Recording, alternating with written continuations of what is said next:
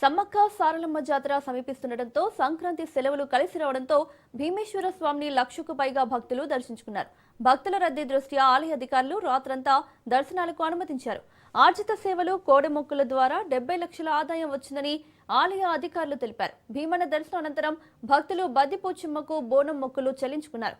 భక్తులకు ఎలాంటి ఇబ్బందులు కలగకుండా అన్ని ఏర్పాట్లు చేశారు ఆలయ ఈవో రమాదేవి.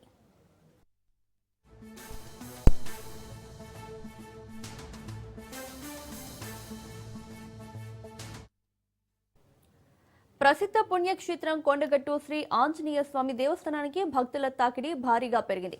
సంక్రాంతి సెలవులు, సమ్మక్క సారలమ్మ జాతర ప్రభావంతో ఆలయ పరిసరాలు భక్తులతో కిటకిటలాడుతున్నాయి.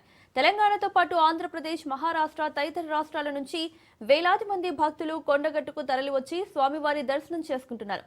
తెల్లవారుజాము నుంచే ఘాట్ రోడ్డు, జేఎన్టీయూ, నాచుపల్లి మార్గాల్లో వాహనాల రద్దీ నెలకొనగా బొజ్జపోతున్న గుడి సమీపంలో ప్రత్యేక చెక్ పోస్టులు ఏర్పాటు చేసి ట్రాఫిక్ నియంత్రణ చర్యలు చేపట్టారు. సుమారు 50,000 మందికి పైగా భక్తులు దర్శనానికి తరలి వచ్చారని అధికారులు అంచనా వేస్తున్నారు.